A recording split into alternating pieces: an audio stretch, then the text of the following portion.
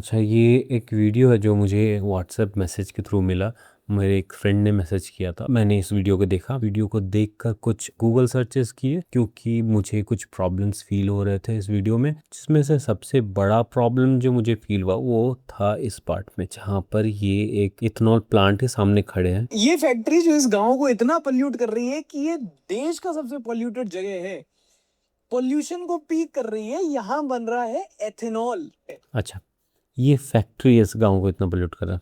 वो उन्होंने बताया, इस वीडियो में ही बताया कि 80 फैक्ट्रीज हैं इस वैली में, लेकिन वो यहाँ पर एथेनॉल प्लांट के सामने खड़े होकर बता रहे हैं कि एथेनॉल प्लांट इस विलेज को इतना ज़्यादा पॉल्यूट कर रही है कि ये दुनिया का या देश का सबसे ज़्यादा पॉल्यूटेड सिटी बन चुका है। और ऐसा सिर्फ मुझे नहीं फील हो रहा कि वो इस प्लांट को ब्लेम कर रहे हैं, ऐसा जिन्होंने भी देखा, मुझे जो व्हाट्सएप मैसेज आया उसमें भी यही लिखा हुआ था कि देखो इथेनॉल किस तरह से पॉल्यूशन क्रिएट कर रहा है। और मैं अगर सर्च करूँ, यहाँ पर एक बार सर्च कर लेता हूँ, बर्नी हाट मेघालय। अगर मैं ये सर्च करूँ तो आप देखेंगे कि देखिए, सबसे पहले तो इनका ही वीडियो आ रहा है। उसके नीचे कंडे सार्थक reveals the truth behind ethanol production in Bernihart, polluted city Bernihart, ethanol factories exposed, ethanol world's most polluted city। ये इनका ही वीडियो है।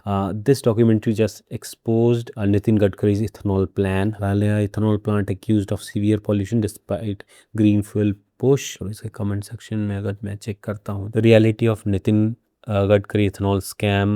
गडकरी ये सब एंटी नेशनल है। टिमोन Nitin Gadkari, ethanol should be classified as scam moving forward. यहाँ पर भी आप देख रहे हो नितिन गडकरी और इथेनॉल को ब्लेम किया जा रहा है। नितिन गडकरी को भी इसीलिए ब्लेम किया जा रहा है क्योंकि इथेनॉल वाला एंगल ये लोग पकड़ रहे हैं। जितने लोगों ने इस वीडियो के देखा है उसमें से काफ़ी लोग इस वीडियो में इथेनॉल को एज अ ब्लेम समझ रहे हैं कि इसमें ब्लेम किया जा रहा है इथेनॉल प्लांट को। लेकिन अगर हम लोग टाइमलाइन को चेक करें तो Byrnihat was ranked as the most polluted city in India in 2023 by Centre for Research on Energy and Clean Air, and as the most polluted city in the world in 2024 by IQAIR।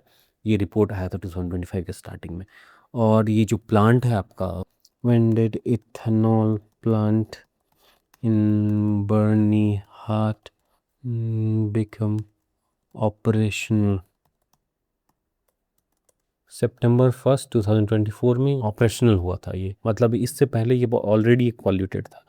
ये हम लोग कह सकते हैं कि ये contributor हो सकता है, लेकिन हो सकता कह सकते हैं, कंफर्म नहीं बोल सकते कि ये कंट्रीब्यूटर है, लेकिन रीज़न तो नहीं है। इसके पहले से ही ऑलरेडी ये था। और चार्ट दिखा रहा है जिसमें बर्निहाट मोस्ट पॉल्यूटेड सिटी है वर्ल्ड का। ये जो चार्ट है, ये चार्ट भी अगर आप चेक करेंगे, ये जो चार्ट है, ये चार्ट इस वेबसाइट का पब्लिश किया हुआ है, IQAIR। इस वेबसाइट पे अगर जाएंगे 2025 का डाटा निकालेंगे तो बर्निहाट जनवरी 2025 में 212 था यहाँ का PM 2.5, जो कि दिसंबर आते आते 71.3 हो गया। मुझे समझ में आ रहा है कि ये जून जुलाई के आसपास में ये 70 के आसपास है, क्योंकि उस समय मानसून होता है, मॉइस्चर होता है एयर में, पॉल्यूशन को होल्ड करना पॉसिबल नहीं होता है एयर के लिए, तो पॉल्यूशन ड्रॉप होता है उस समय में। लेकिन ये दिसंबर तक 71। अब अगर बाकी सिटीज़ को देखेंगे, लोनी 105 से 207, दिल्ली 174 से 221, फैसलाबाद 133 से 265, गाज़ियाबाद 105 से 209, सो ऑन। पॉल्यूशन बढ़ा है दिसंबर में। लेकिन यहाँ पर ये मेजर ड्रॉप क्यों आया, इसका जब मैंने पता करने का कोशिश किया, इस वीडियो से एक इशू फील हुआ। आप अगर इस पार्ट को देखेंगे, ये सितंबर 4 2024 का पब्लिश किया हुआ रिपोर्ट वो दिखा रहे हैं, जिसमें बता रहे हैं कि एक्शन हुआ, इसके बाद कोई एक्शन नहीं हुआ।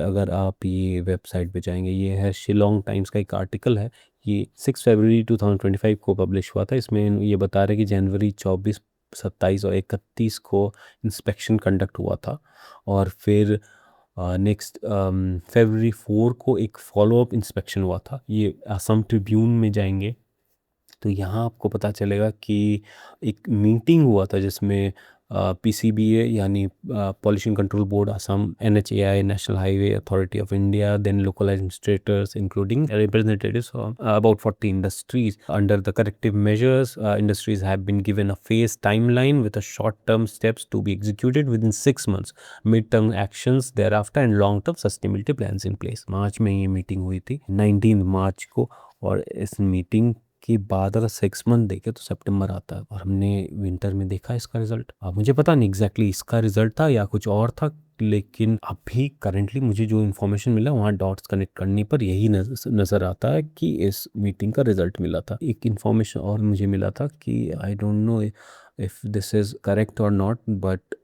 कहीं मैंने पढ़ा था कि आफ्टर इंड्योरिंग अ रफली 70-day forced regulatory shutdown by the pollution control board, major operators like Shyam Century Ferrous Limited officially and entirely ceased all operations in at the Byrnihat plant. तो ये लोग छोड़ के चले गए। क्यों? क्योंकि ये लोग जो कंप्लायंस था उसके कंस्ट्रेंट और इंक्रीज पावर टैरिफ को बियर नहीं कर पा रहे थे, यानी ये लोग प्रॉफिट के लिए कॉर्नर्स कटिंग कर रहे थे, जिससे पॉल्यूशन हो रहा था। तो पॉल्यूशंस के नॉर्म्स को मेंटेन करने के लिए जो टेक्नोलॉजी का यूज़ होता है, जो काफ़ी एक्सपेंसिव सिस्टम होता है और काफ़ी ज़्यादा एनर्जी कंज्यूमिंग होता है, उसे बचाकर ये लोग प्रॉफिट मार्जिन बढ़ाते थे, और इसके बाद वो लोग सस्टेन नहीं कर पा रहे थे तो वो चले गए। अब हमें ये नहीं पता है कि ये चीज़ वो एथेनॉल प्लांट कर रहा है कि नहीं, क्योंकि अभी तक जो भी इंस्पेक्शंस हुए, अभी इंस्पेक्शंस तो काफ़ी सारे हुए, तो इंस्पेक्शन में वो एथेनॉल प्लांट तो पकड़ा नहीं गया। एंड का एक और पार्ट है जिसको मैं आपको दिखाना चाहता हूँ। पे लॉ को तोड़ा जा रहा है, जहाँ पे फायदे उठाए जा रहे हैं, जहाँ पे शायद बाबुओं को पैसे खिला करके इन सारे नियमों को तोड़ा जा रहा है। क्या वो नियमों को फॉलो किया जा सकता? एक ही सवाल है बस। क्या उन नियमों को फॉलो किया जा सकता है? एक ही सवाल है बस। इस सवाल किससे है और क्यों है? अगर इस सवाल का जवाब ये आता है कि नहीं, फॉलो नहीं किया जा सकता, तो फिर क्या करें? बंद कर दे सारे फैक्ट्रीज। ये जो इथेनॉल है 60 billion litres United states produce कर रहा है, 37 बिलियन लीटर्स ब्राज़ील प्रोड्यूस कर रहा है। ऑब्वियसली इसका मार्केट तो है। इस तरह की जो भी कुछ हम बना रहे हैं वो भी बनाना बंद कर दें, स्टोन एज में चले जाए, नॉर्थ कोरिया बन जाए। अगर नहीं फॉलो कर सकते हैं तो फिर क्या करें? तो फिर तो यही सॉल्यूशन बचता है कि क्योंकि ह्यूमन लाइफ्स के कॉस्ट पे डेवलपमेंट का कोई सेंस नहीं बनता। तो फिर अगर हम लोग इन रूल्स को फॉलो नहीं कर सकते तो बेटर यही होगा कि हम ये डेवलपमेंट का काम यही रोक दें। जो ब्यूटीफुल ग्रीनरी है उसे प्रिजर्व करें। ठीक है, हम लोग दुनिया से पीछे रहेंगे तो पीछे रहेंगे, कोई दिक्कत नहीं है। अगर दिक्कत होता है तो फिर हम लोग कट ऑफ कर लेते हैं खुद को, जैसे नॉर्थ कोरिया ने किया है। लेकिन अगर आप लोग ये नहीं चाहते हैं तब तो करना पड़ेगा, कोई ऑप्शन नहीं है आपके पास। फिर कैसे कर सकते? क्या किया जा सकता है? इसमें से क्या गवर्नमेंट कर रही है, क्या नहीं कर रही है, ये दूसरी बात है, लेकिन पहले मुझे जानना हो कि क्या किया जा सकता है। मैंने जो पाया मैं आपके साथ शेयर करता हूँ। IQ एयर जो ये डाटा शो कर रही है, और ये जो IQ एयर जो डाटा शो कर रही है, यानी दिसंबर में जो था सर्ज नहीं हुआ दिसंबर में बर्निहाट में, अगर ऐसा ही अब भी चल रहा है, अगर मैं चेक करूँ कि अभी करंट सिचुएशन क्या है। बारिश का समय है, अभी 73 है, मॉडरेट PM 2.5 का लेवल 20.9 है, जो कि काफ़ी बेटर है। वैसे अभी बारिश का समय है, वहाँ कंटिन्यूस बारिश हो रही है।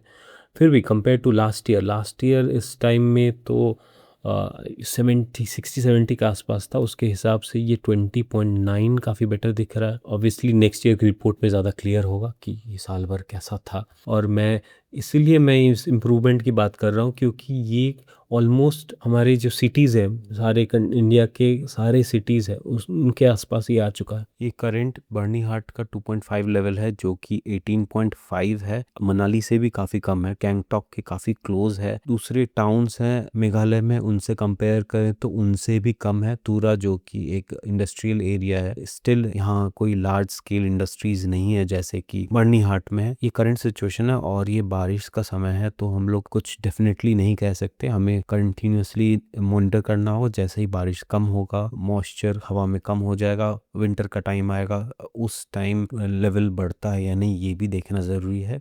अब बात सिर्फ बर्निहाट की नहीं रही, अब बात आ जाती है पूरे कंट्री। जहाँ भी इंडस्ट्रीज़ हैं वहाँ पॉल्यूशन ज़्यादा है, जहाँ व्हीकल्स हैं वहाँ पॉल्यूशन ज़्यादा है। उन्होंने कहा कि काफ़ी सुंदर ये जगह होगा जब यहाँ पॉल्यूशन नहीं होता होगा। हम ये चीज़ हर सिटी के लिए कह सकते हैं। और ये पॉल्यूशन सिर्फ एयर पॉल्यूशन की बात नहीं है, ये लैंड पॉल्यूशन, रिवर पॉल्यूशन, ये सारे पॉल्यूशन की जब बात कर रहे तो हमें व्हीकल के बारे में भी बात करनी होगी। हमें नंबर ऑफ व्हीकल्स रोड से कम करने होंगे, हमें क्लीनर फ्यूल्स की तरफ जाना होगा, EVs की तरफ जाना होगा। अब आप कह रहे हैं कि इथेनॉल से तो पॉल्यूशन होता है, तो इथेनॉल से पॉल्यूशन नहीं होता है। इथेनॉल जो प्लांट चला रहे हैं वो लोग जब नियमों को नहीं मानते तब पॉल्यूशन होता है। अगर हमारे पास वो टेक्नोलॉजीज नहीं होते तो फिर हम कह सकते थे कि इथेनॉल हम प्रोड्यूस नहीं कर सकते। होता है कि हाँ रूल्स हैं हमारे यहाँ रूल्स बने हुए हैं, हमारे यहाँ टेक्नोलॉजीज अवेलेबल है जिससे हेवी पॉल्यूशन क्रिएट करने वाले इंडस्ट्रीज हैं बिना पॉल्यूशन क्रिएट किए सरवाइव कर सकते हैं। प्रॉब्लम्स आ जाती है लॉ एंड ऑर्डर की, इम्प्लीमेंटेशन की।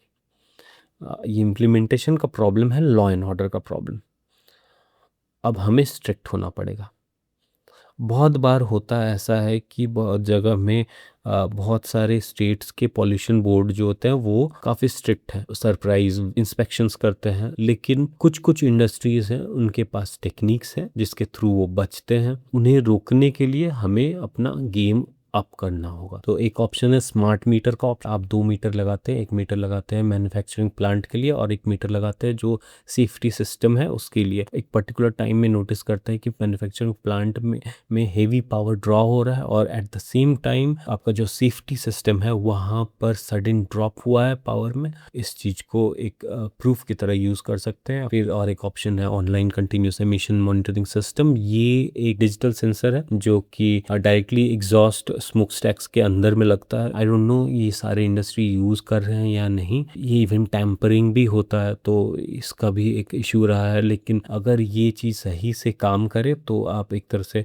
गवर्नमेंट आराम से PM 2.5 SO2 VOC लेवल्स को 24/7 मॉनिटर कर सकती है। फिर आपके पास ऑप्शन आ जाता है नाइट ड्रोन्स का, जिसमें आप 2 कैमरा यूज़ कर सकते हैं, एक थर्मल इमेजिंग का और ऑप्टिकल गैस इमेजिंग का। थर्मल इमेजिंग आपका काम आ जाता है जैसे इथेनॉल प्लांट ले लीजिए, उसमें RTO जो होता है रीजेनरेटिव थर्मल ऑक्सीडाइजर कहते हैं, उसको रन करने के लिए आपको 1500 डिग्री फ़ारेनहाइट तक टेम्परेचर को लेके जाना होता है। तो उसके लिए बहुत ज़्यादा इलेक्ट्रिसिटी, बहुत ज़्यादा फ्यूल कंज्यूम होता है, जिसको बचाने के लिए जो कंपनीज़ हैं वो RTOs को बंद कर देते हैं। इन्हें बंद करके पैसे बचाने की कोशिश करते हैं। फिर आपके पास ऑप्टिकल गैस इमेजिंग का कैमरा है जो आप यूज़ कर सकते हैं वॉलेटाइल ऑर्गेनिक कंपाउंड्स यानी VOCs और अनबर्न गैसेस को डिटेक्ट करने के लिए नाइट स्काइज में। फिर आप रात में इंस्पेक्शंस कर सकते हैं, सरप्राइज इंस्पेक्शंस कर सकते हैं। आपका सिस्टम इस तरह से होना चाहिए कि आप गेट को बाईपास करके डायरेक्टली फ्लोर पर पहुंच सके। तो ये सब कुछ किया जा सकता है। ऑप्शंस क्यों नहीं, गवर्नमेंट अगर स्ट्रिक्ट हो तो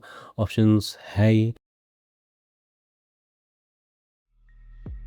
Red lines cross the water from Berlin to the Bay, feeding the furnace, turning the sky gray.